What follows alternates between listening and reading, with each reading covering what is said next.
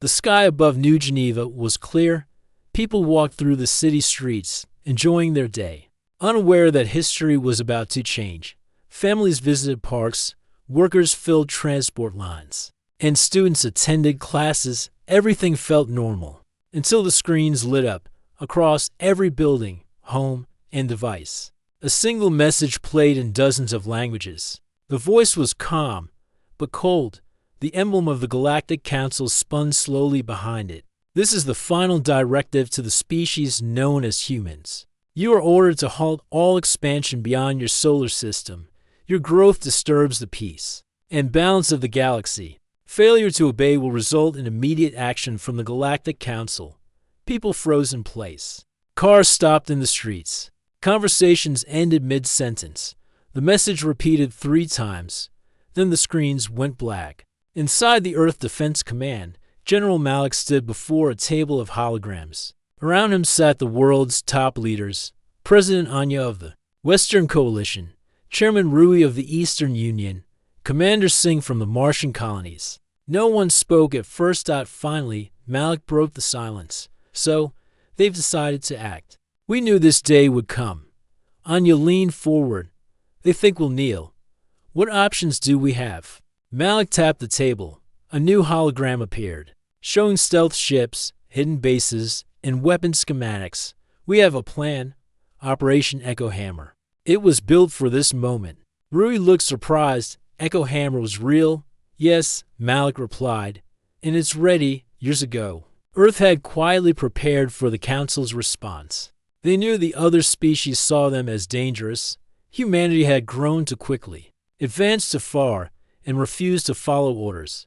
But Earth never planned to beg for permission. They had been studying alien tech, improving their own systems, and training soldiers in silence. In orbit above the moon, a massive hangar door opened. From it, a long ship glided out, matte black, with no visible windows. Its surface absorbed the stars around it. This was the Storm Piercer, Earth's secret flagship. Inside it stood Captain Rena, tall, sharp-eyed, and focused. She looked around. At her crew, most were young, but trained for years, pilots, engineers, intelligence officers. Each one had been chosen for loyalty and skill. She stepped up to the main display. We received the Council's message. You all heard it. This is not a time for fear. This is what we were made for. The crew answered with a silent nod. They didn't cheer. They didn't smile. They knew the weight of what came next. Rena turned to her navigator. Set course for Sector Zeta 4. First target is the communication relay station. The ship moved without a sound. It activated a cloaking system built from stolen alien tech. As it vanished into deep space, Earth's retaliation had begun. Back on the ground, people were still reacting. News programs tried to calm the public. The Council has made similar threats before. One anchor said, "This is just a warning." But in the military channels, the truth was clear. This was not just a warning. It was a demand. A demand to stop growing. A demand to submit. And Earth would not submit. In a bunker deep under the Andes Mountains. A group of engineers activated Project Vortex, a defense system based on artificial gravity. On a desert base in central Australia, soldiers loaded weapons into launch systems. From the skies of Jupiter's moon Europa, Earth's drones spread into dark space, mapping enemy movement. Earth didn't plan to attack cities. They didn't want to destroy civilizations, but they would strike where it mattered: supply chains, relay systems, energy cores.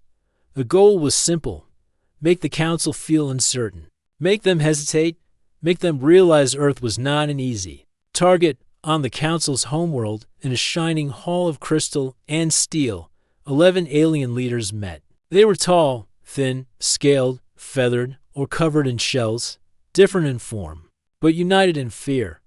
One slammed his claw on the table. They ignored our message. This proves our warning was correct. Earth is a threat. Another spoke calmly. They have not responded at all. Maybe they are choosing peace, a third said. Or maybe they are waiting. The debate grew heated. Some wanted immediate war. Others warned against it. Earth's silence made them nervous in the past. Other species had begged for forgiveness or tried to negotiate, but Earth had said nothing. That night, the Council received a report. One of their deep space relay stations had gone offline. No signal. No survivors. Investigators found only melted steel and silent debris. A second report followed. A weapons shipment to a border planet had vanished. The escort fleet never returned. No wreckage was found. Fear crept in. On Earth, General Malik stood at the top of Earth Tower, overlooking the lights of New Geneva. President Anya joined him. "Do you think they'll fight?" she asked. "They already did," Malik answered. "They just didn't expect us to fight back." She looked at him carefully. "Are we doing the right thing?" He nodded. "They gave us no choice. If we back down now, they'll control everything. We survived our own wars. We rebuild our world. We stepped into the stars not to bow, but to walk as equals." Above them, stars shimmered. Somewhere out there, ships moved like shadows. Quiet, hidden, dangerous. The Council had spoken loudly. Earth had answered without a single word. And in that silence, the galaxy began to tremble. The storm piercer moved through the stars like a ghost. No signals, no lights. Its surface bent space around it, making it nearly invisible. Captain Rena stood on the command deck, eyes locked on the screen. The crew was silent but ready. Every person on that ship had trained for this mission for years. They had left behind their families and homes to serve in Earth's shadow fleet. None of them wore medals. They were not listed in any public records, but they were the sharpest blade Earth had ever forged. "Distance to target?" Rena asked. 30,000 kilometers. Her navigator replied, "Good. Prepare strike plan." Far away, in a quiet part of space known as Sector Zeta 4, a large alien station floated above a gas giant. It was a communication relay used by the Galactic Council to send high-speed data across star systems. Every day, signals passed through its orders, patrol routes, and security codes. Now, it would become Earth's first message. Rena turned to her weapons officer. "One shot, clean and quick." "Yes, Captain." The weapon system powered up without sound. It wasn't a laser or missile. It was a focused energy lance, designed to pierce shields and armor in a single blast. The crew had only trained with it in simulations. This was the real test. "Fire," Rena said. The energy beam flashed across space and hit the relay station. In seconds, the structure cracked in half. Flames and metal pieces floated into the dark. No alarm was triggered.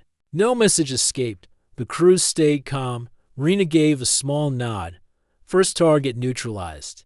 Prepare the drones." Tiny machines launched from the ship. They scattered across nearby systems, jamming signals, planting false data, and watching for enemy movement. Each drone was smart, fast, and nearly undetectable. The Council would see strange patterns in their sensors and blame malfunction. Back on Earth, General Malik received the silent confirmation from Rena's team. The relay was down. Drones were active. Operation Echo Hammer was moving forward. He turned to a large map showing all Council-controlled sectors. "Now they'll feel our presence, but they won't know where it came from." Meanwhile, on the Council's central planet, alarm bells began to ring. A technician reported that a relay had gone dark. No distress signal had been sent. Scouts were sent to investigate. They found only debris and silence. One of the Council's generals, a tall figure with silver skin named Voss Lern, demanded answers. Who dares attack a Council station? No one knew. No ships were seen. No weapon traces remained. Even worse, two cargo convoys had disappeared without a trace in nearby space. The Council held an emergency meeting. Some believed it was pirates. Others blamed rogue colonies. But the truth was far more dangerous. Back on the storm piercer, Captain Rena received her next target. It was a refueling depot hidden in a nebula. The Council believed it was secret. Earth had known about it for months. "Set course," Rena ordered. As her ship moved through space, other Earth ships joined the mission. 12 stealth cruisers had been built in silence. They were now spreading across the galaxy. Each had a captain trained in deep tactics, technology, and planetary warfare. One such ship, the Nightblade, moved toward a mining colony. The captain, Tomas, had once been a soldier on Mars. Now, he led his crew in a silent raid. The colony's guards never saw them coming. Systems were shut down, supplies were taken, and records were wiped out in just 6 days. The council lost 6 stations for convoys and 3 colonies. Not one signal had been traced. Not one human ship had been spotted. Earth was not just fighting. Earth was hunting. Inside Earth Defense Command, General Malik reviewed the reports. He stood with Commander Singh, who had returned from Mars to help coordinate the fleet. The council is confused, Singh said. They don't know who is doing this, Malik nodded. That's the goal. Let them guess, let them fear. Back among the stars, Rena's ship approached the refueling station. This time, she used a different plan. Instead of destroying it, she wanted to send a message. Disable it, don't destroy, she said.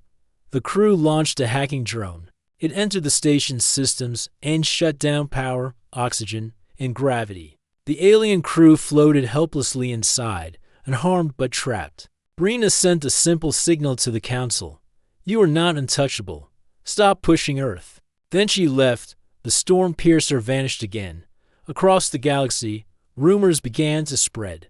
Pilots whispered about a black ship that moved faster than light. Merchants spoke of strange attacks with no trace. Council members began to argue. Some demanded war. Others said Earth should be brought into the council peacefully. A few began to fear that Earth was not just another young race. It was something different, something dangerous. One council leader said during a meeting they used to ask for entry. Now they act like they already belong here. But Earth had not asked for a seat. They had sent no diplomats, no threats, only action. Captain Rena returned to her cabin. She opened a small photo of her family, taken before she joined the Shadow Fleet. She missed them, but she knew why she was here. Earth had been watched, judged, and threatened. Now, Earth was answering, not with words, with precision, with strength. Back in New Geneva, news reporters tried to explain the sudden silence from the council. Official leaders claimed things were under control, but the people felt the shift. Something had changed. The fear that had once held Earth back was now gone. The council's command center received one more report that day. A science vessel exploring a dead zone had found strange debris. It matched council tech. The crew sent images and audio logs. Then they, too, went silent. General Voss Lern stared at the data. This is not piracy. This is war. A quiet war. But Earth hadn't declared war. They had simply answered a threat. And somewhere in the cold dark, another human ship prepared to strike. The sky above the council world was peaceful, but inside the council chambers, fear was growing. Reports kept coming.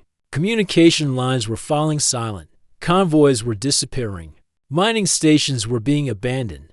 The council still didn't know who was behind it, but deep inside, some of them were starting to guess. In the chamber, General Voss Lern stood in front of the high table.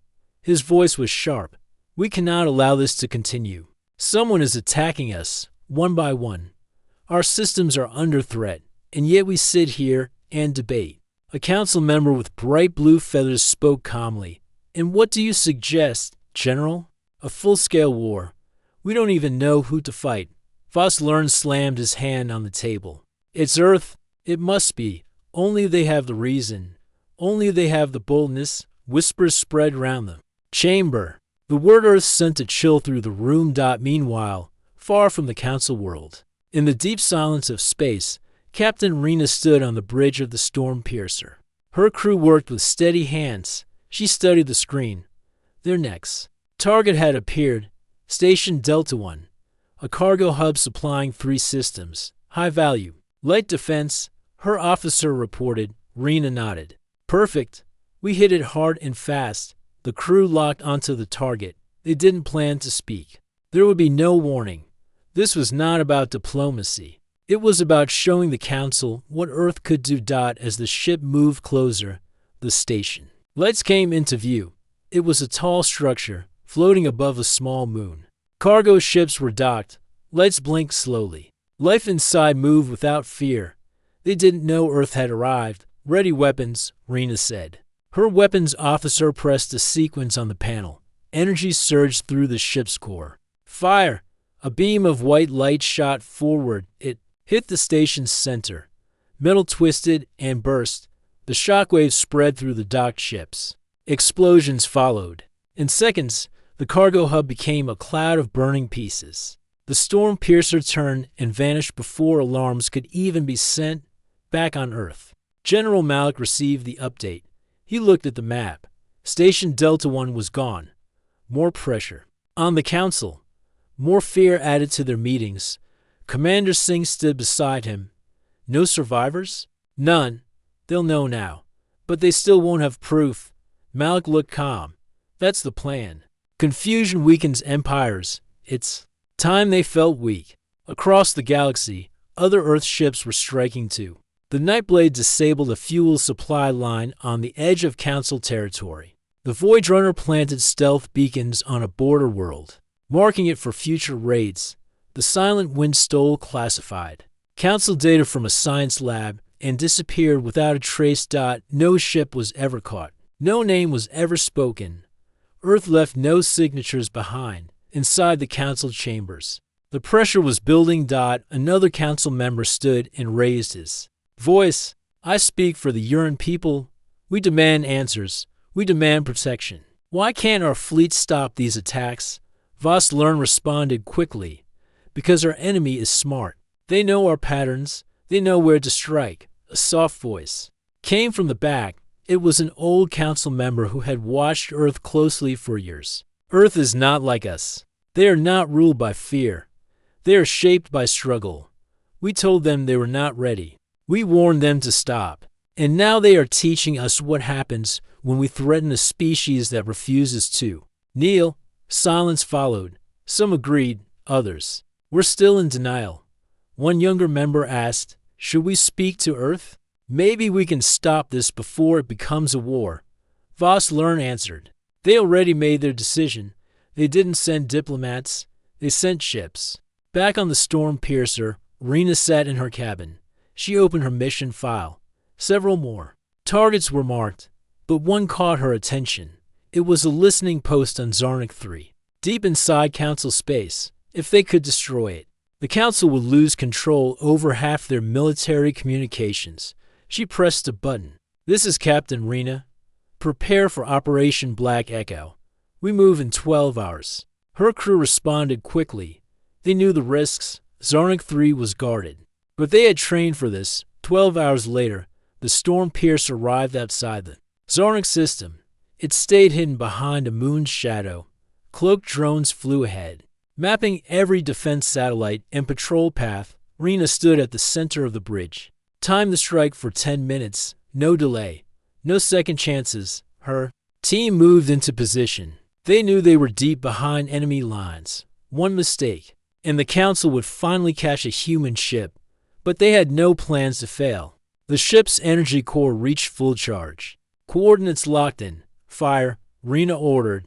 The first shot took out the outer satellite. The second disabled the defense net. Then the main weapon fired, hitting the heart of Zarnik 3. The explosion lit up the system. The listening post crumbled. Emergency signals tried to launch. But Earth's jammers blocked every path. Nothing escaped. Zarnik 3 was erased in minutes. The Storm Piercer turned and vanished again. Hours later, the Council received the report. The data was incomplete. The systems had failed. There were no clear answers. Only one truth was clear. Zarnik 3 was gone. Inside the chambers, panic spread. It wasn't just an attack anymore. It was a message. One that the Council could no longer ignore. On Earth, General Malik watched the stars from his tower. Behind him, screens showed movement across the galaxy. Ships returning. Drones reporting. Data flowing. He turned to his officers. The Council wanted Earth to stop growing. Now they'll learn what happens when you try to cage a species that has already broken free. A cold wind moved across the high peaks of Mars Base Prime. The red dust storms had stopped for the day, and sunlight shone weakly over the domes. Inside the command tower, Earth's leaders met in secret. This time, they didn't meet on Earth. They met here, hidden from the eyes of the council. General Malik stood at the head of the table. Behind him, screens showed maps of council space. Marked with recent attacks, the red circles were spreading fast. President Anya looked serious. Zarnik 3 was a key strike, but now the council is panicking. That makes them dangerous. Commander Singh nodded. They've increased patrols. New fleets are forming. If we hit another system now, they might try to launch a full war. Malik kept his voice steady. Then let them, because Earth is ready. Everyone at the table knew the truth. Earth had trained for years. They had built their weapons in silence, their ships in shadows, their fleets hidden in deep space stations. Now, their power was rising fast, but there was one last step left. It was time to show the galaxy that Earth didn't just strike from the dark. Earth could stand in the open to dot far above in space. A group of Council warships approached Mars orbit. They believed Earth would still be slow to respond. They thought humans would hide or try to talk. Instead, Earth launched Project Vortex. The weapon was hidden inside a space station near Mars. At first glance, it looked like a mining facility, but at its core, it held a powerful gravity engine. The engine could bend space, collapse shields, and crush metal. When the Council ships moved into range, Malik gave the order. Activate Vortex, full power. The device lit up with a deep hum. Blue rings spun around its center. Then, with a sudden burst of energy, a wave of gravitational force surged outward. The lead Council ship crumpled instantly. Its hull folded. Like paper, the second ship lost power and drifted sideways. The others tried to escape, but it was too late. In less than 1 minute, the entire enemy fleet was gone. On Mars, alarms were silent. There had been no incoming missiles, no dogfights. Just one quiet pulse, and then nothing. General Malik looked at the screen. They wanted a demonstration. Now they have won. The footage spread quickly. Council scouts picked up strange energy readings. When they arrived at the scene, they found only twisted wreckage and silence. No Earth ships were seen. No signals were found. Inside the Council chamber, panic had grown into fear. This is not normal warfare, said one Council member. This is strategy beyond what we expected. Another shouted, we underestimated Earth.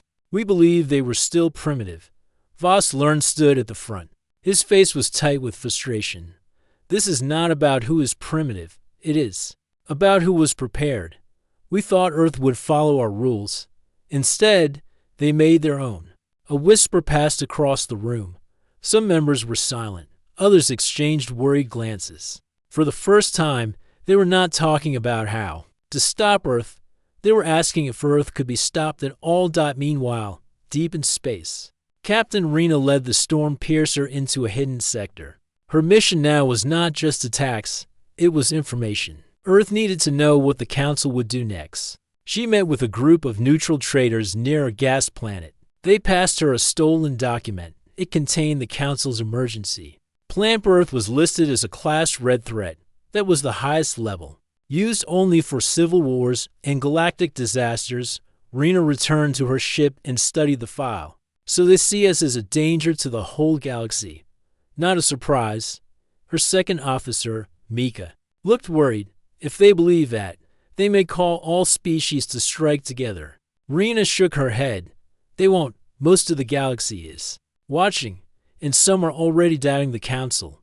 She was right. Across other systems, smaller civilizations had begun to talk. Some admired Earth's courage. Others feared the Council's response. But one thing was clear. Earth had proven it could fight and win. Back on Earth, cities prepared quietly. No public panic, but defenses were increased. Satellites moved into better positions. Underground shelters were stocked. Military ships stayed ready. In schools and workplaces, people carried on. Life didn't stop. That was the human way. They didn't ignore fear. They just moved through it. General Malik stood before a live camera for the first time in weeks. His message was short and clear. We do not seek war. We did not fire first.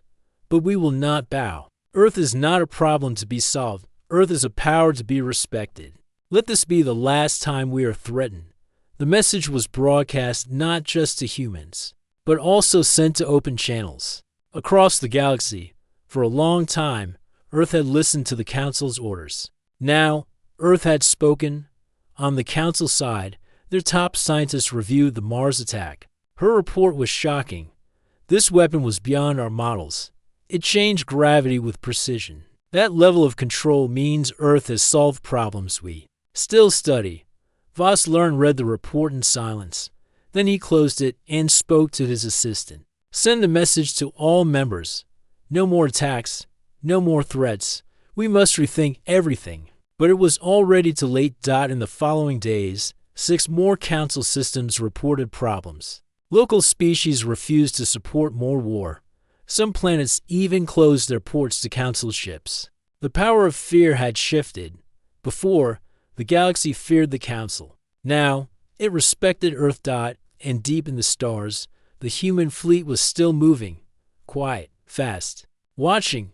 Inside the Storm Piercer, everything was silent except for the steady hum of the engines. Captain Rena stood at the center of the command deck. Her eyes focused on the screen. In front of her was their next target, Zarnik 3, the Council's main listening post. This station was not just any building. It was the heart of Council surveillance. It received data from over 30 star systems, monitored military fleets, and tracked the movements of every species under Council control. If Zarnik 3 was destroyed, the Council would lose its ears. Rena looked at her crew. This is the one that matters. Once we hit this, they won't just be scared. They'll be blind. Her team nodded. They had completed more than a dozen missions in the last few weeks. Some were strikes. Others were data thefts. Each time, they left no trace. Now, they were about to do something bigger than anything before.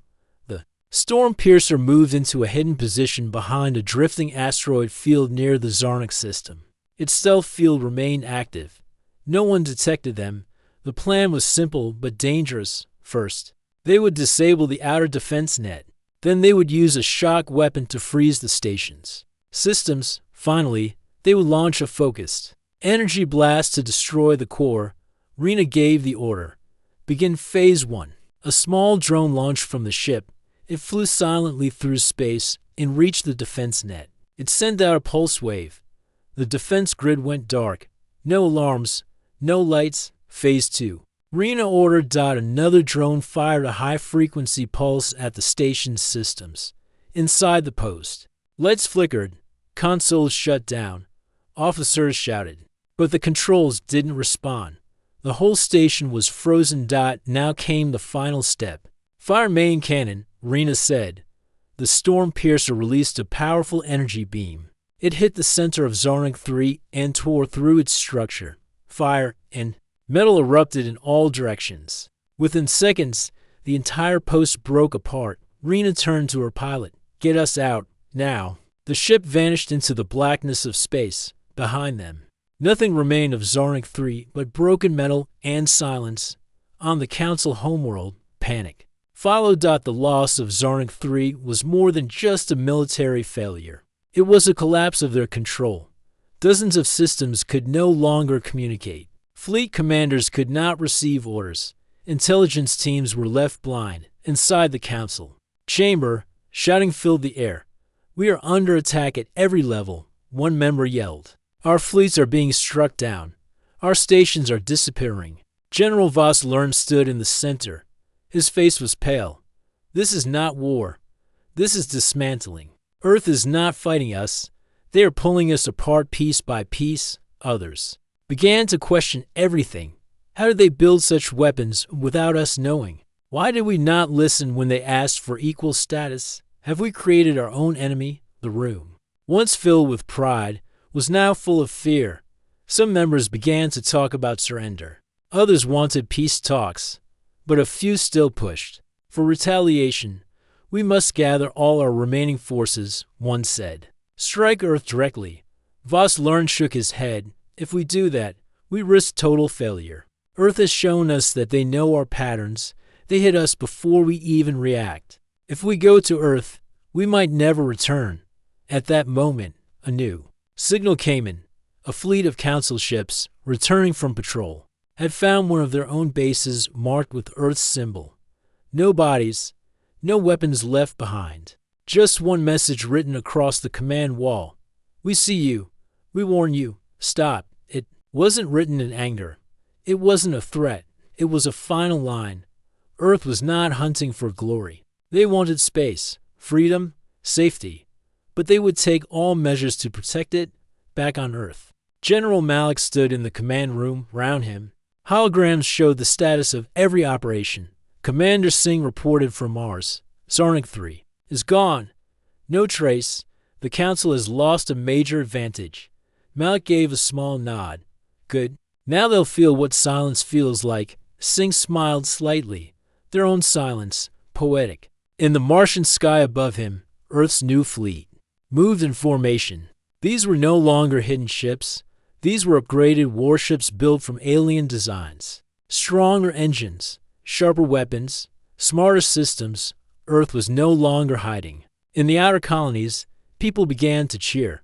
Earth's victories spread hope. For generations, humans were told to be quiet, to follow, to stay behind. Now, they led the way. Even some alien species had started to notice. On the edge of Council territory, a small planet called Ver Prime refused to allow Council patrol ships to land. Their reason was simple. If Earth stands against you, maybe Earth is right. In a hidden channel, Earth's diplomats began to receive messages, quiet offers, words of support, invitations to talk. Captain Rena watched these updates from her screen. She didn't smile. She didn't relax. She had seen too much to believe it was over. She turned to her crew. "We may have broken their center, but a wounded beast is still dangerous. Stay alert." The storm piercer stayed in motion, scanning, listening, waiting. Earth's strength had done more than damage. It had changed the galaxy's balance. For the first time, the Council's orders were no longer followed without question. For the first time, Earth's voice was louder than any threat, and somewhere in that silence, the truth was clear. The galaxy had expected Earth to fall. Instead, Earth stood tall. Captain Rena stood by the window of the storm piercer, watching the stars move slowly past. Her eyes stayed focused, but her mind was elsewhere. Across the galaxy, things were changing. Fast, not just in the Council, but in every corner where Earth's message had reached. Earth had not planned to lead anyone, but after their strikes and clear victories, more and more worlds started looking in their direction. The storm piercer received a new message. Rena opened the file. It was from a small planet called Duranos, far from any major Council center. They were requesting help. Council ships had surrounded them after Duranos refused to send new supplies. Rena turned to her. "Crew, set course. For Duranos, we won't let them crush a planet for saying no." The crew moved quickly. No one needed extra words. They all understood what Earth now represented. Not just defense, not just power, but protection for those who had none. While Storm Piercer flew through space, Earth Command received another message. It was not from a colony. It was from inside the Council. A high-level official named Tarnvek, from the planet Selrin, sent a private signal. He claimed he no longer believed in the Council's leadership. He had data, records, secret orders. Everything that proved the Council planned to keep Earth weak forever. General Malik listened closely. He invited Tarnvek to speak directly. Tarn appeared on the screen. His face was calm, but his voice was tired. "I was once proud of the Council. I believe it kept peace. But now I see clearly, peace for the Council means silence for others. You asked for respect. They gave you threats. Now you've shown them what real strength is." Malik said nothing at first. Then he asked, "Why help us now?" Tarn looked directly at the camera. "Because I see the people of Earth are not trying to rule. You fight, but you don't conquer. I want to help end this before the Council makes a mistake that can't be undone." Malik nodded.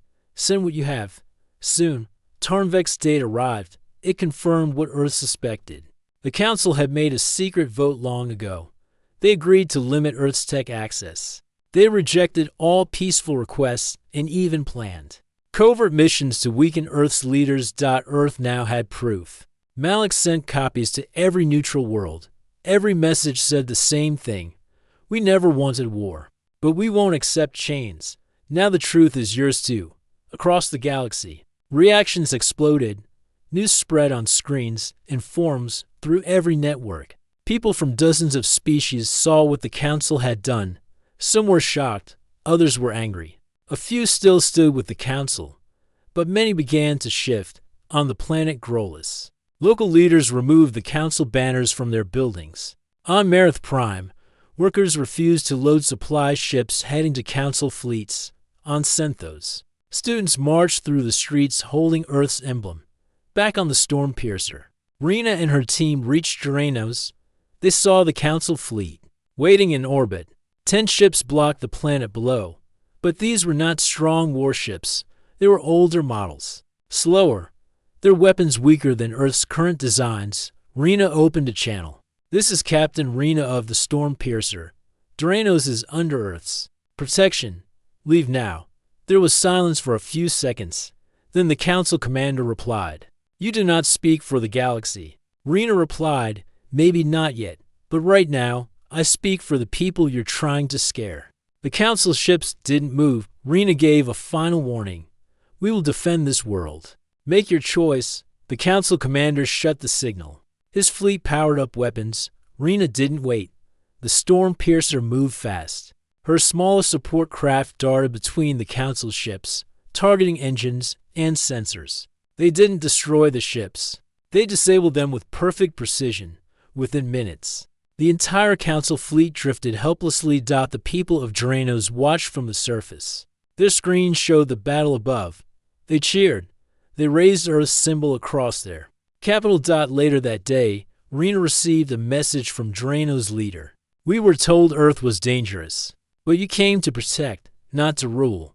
You have our thanks and our trust." Similar messages began to arrive from other systems. General Malik received updates showing that Council control was shrinking. Some colonies declared themselves neutral. Others asked for Earth's help to set up defense.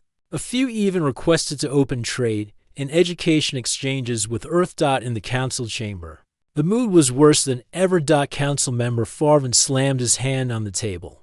"We are losing our grip, not because of war, but because of truth." Voss Lern stood silently. His plans had failed. His voice, once feared, was now questioned. Another member asked, "Should we speak to Earth?" "Find peace." Farvin shook his head. "They will not listen, not after all this." But Lern finally spoke. "You are wrong. They gave us many chances before, and they still did not act with cruelty. They show strength, yes, but also control. Maybe now, we must answer the call we ignored." The room fell quiet. That night, Earth received a new message. It was not a threat. It was not a warning. It was a request. "Earth leaders, we are ready to talk." General Malik shared the message with his top officers. They met in a room deep under Earth's defense base. Malik said, "They may be lying, or this may be real. Either way, we go forward with caution." Rena, attending by hologram, spoke from space. "If we accept, we must demand truth, real agreements, not just pretty words." Another officer added, "The galaxy is watching. If we speak not just for Earth, but for every world that has suffered." Malik looked at them. "Then let us speak, not in fear, not in anger, but in strength, in honor." The others nodded. Earth, once pushed aside, now held the galaxy's attention, and the time to decide the future had come. The sky above the Galactic Council burned red. Ships of the Terran fleet hovered like shadows across the stars, and the central chamber, once full of pride, diplomacy, and politics, now sat frozen in silence. The Council members watched the large hologram in the center as Earth's last message replayed again. General Rena's voice echoed through the hall. "You thought Earth would bow. You thought our silence meant fear. Now you know the truth. Earth speaks with strength, and we will not be threatened again." One by one, members of the Council looked at each other. No one had an answer. No one moved, and no one dared to challenge Earth anymore. Back on Earth's main fleet ship Resolute, Rena stood near the wide bridge window. Her eyes scanned the stars ahead. She wasn't smiling, but there was peace in her face now. Behind her, Commander Malik stepped forward. "They sent a message," he said. "The Council. They agreed to our terms." Raina turned slowly. "All of them?" Malik nodded. "Yes. Even the Cranes, even the Tulo." Raina took a deep breath. For months, Earth had been called weak. For years, humans had been seen as newcomers. But after the loss of the Martian colony and the failed negotiations, Earth had acted with fire and force, and the galaxy had listened. In the council chamber, Elder Verlick of the Jureen stepped forward to speak. He had once called humans loud and foolish. Now, his tone was careful. "We underestimated them," he said. "Their patience was not weakness. Their kindness was not submission. They carry fire in their hearts." One of the younger council members from the Dalari race whispered, "What do we do now?" "We listen," Verlick replied, "and we never provoke them again." Back on Earth, the people celebrated. News of the council surrender to Earth's demands spread across all cities and colonies. The names of the fallen were honored. The Martian families received messages of justice and peace. In one of the main squares, an old man named Kellen watched the screen with tears in his eyes. His daughter had died during the Martian attack. Now, he finally felt her loss had meaning. A group of children nearby pointed at the giant display showing Earth's flag among the stars. One boy asked, "Are we the strongest now?" Kellen smiled. Softly, "We are not the strongest, but we are not afraid to defend what is right, unresolute." Raina gathered her top officers. "We are not here to rule the galaxy," she said, "but we are done being pushed around. If anyone touches Earth or its people again, they'll face what the Council faced." Her officers nodded. Malik added, "We taught them that peace is a choice, not a weakness." Raina looked around. "Now, we build again. Not just weapons. We build trust, trade, and respect. And we never forget those who stood with us." Among those who stood with Earth was Captain Seller of the Varnick. His ship had turned against the Council during the battle and fought beside the humans. Now, he walked through Earth's capital as an honored guest. He met with Raina and Bo with respect. "You were the only ones who acted with honor," he told her. "Many of my kind feel the same. I believe this is the beginning of something new." Raina shook his hand. "You fought with us when others turned away. That matters." Seller nodded. "I will speak of Earth with pride."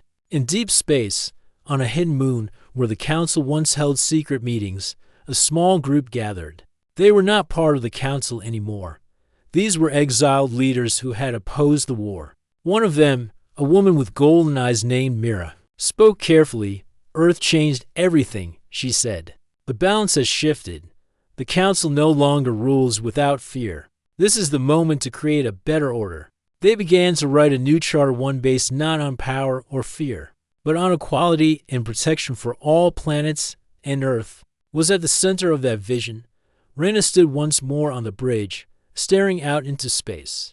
The stars had always seemed endless to her, full of mystery and danger. But now they felt different. Now they felt like home.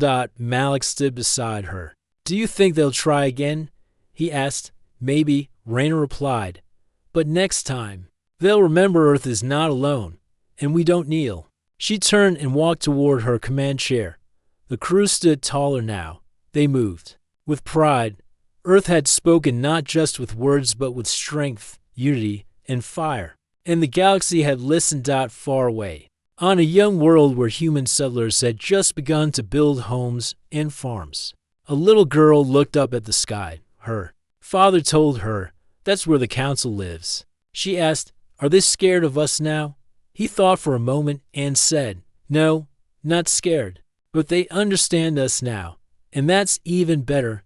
She smiled and waved to the stars. From Earth's deserts to its space stations, from its oceans to its cities floating in orbit, the message was clear.